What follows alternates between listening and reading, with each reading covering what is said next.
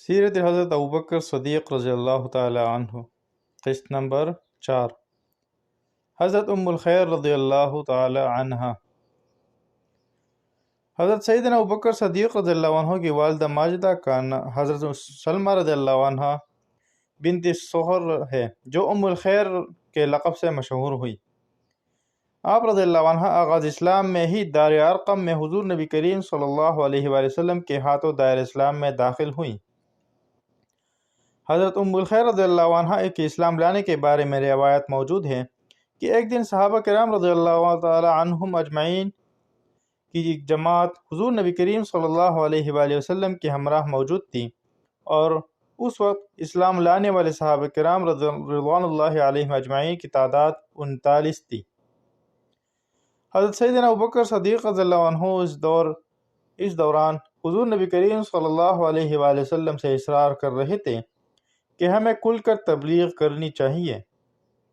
حضور نبی کریم صلی اللہ علیہ وآلہ وسلم نے فرمایا کہ ابھی ہم تعداد میں تھوڑے ہیں، اس لیے ابھی کچھ دیر انتظار کرنا چاہیے۔ حضرت سیدنا ابوبکر صدیق رضی اللہ عنہ کا اصرار مزید بڑھا تو حضور نبی کریم صلی اللہ علیہ وآلہ وسلم صحابہ کرام رضوان اللہ علیہم اجمعین کو لے کر خانہ کعبہ میں آ گئے۔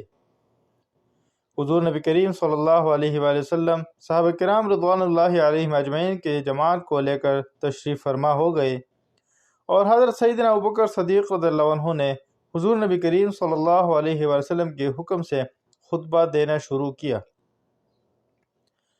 اس دوران کفار مکہ نے دعویٰ بول دیا۔ عقبہ بن ربیعہ، جو بعد ازاں جنگ بدر میں سب سے پہلے قتل ہوا تھا، اس نے حضرت سیدنا ابوبکر صدیق رضی اللہ عنہ پر گونسوں اور جوتوں کی بوچھاڑ شروع کر دی، جس سے آپ رضی اللہ عنہ کا چہرہ سوج گیا۔ اس دوران آپ رضی اللہ عنہ کے قبیلے کے لوگ آئے اور انہوں نے آپ رضی اللہ عنہ کو عتبہ بن ربیعہ کے چنگل سے چڑھایا اور گھر پہنچا دیا۔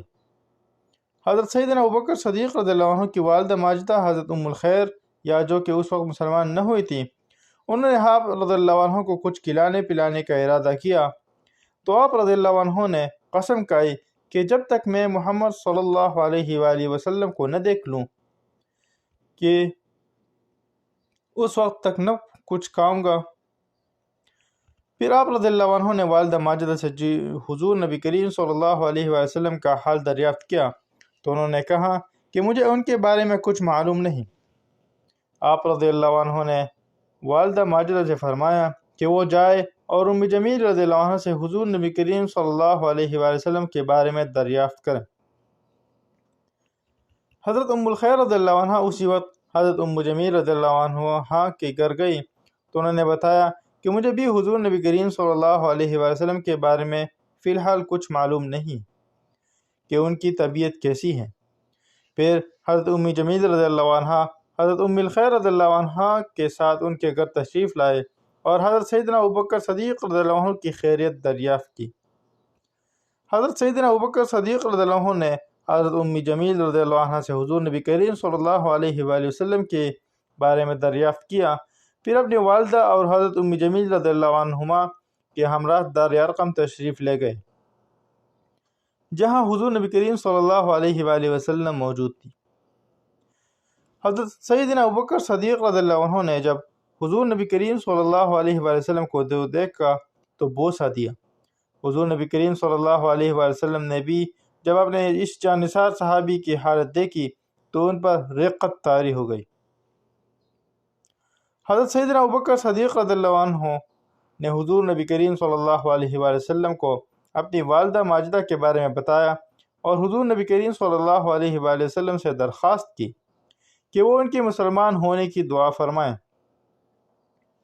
چنانچہ حضور نبی کریم صلی اللہ علیہ وآلہ وسلم نے اس وقت حضرت ام الخیر رضی اللہ عنہ کے مسلمان ہونے کی دعا کی، اور وہ دائرہ اسلام میں داخل ہو گئی۔ حضرت ام الخیر رضی اللہ عنہ نے حضرت سیدنا ابوبکر صدیق رضی اللہ عنہ کی وصال کے کچھ عرصہ بعد اس جہان فانی سے کوچ فرمایا۔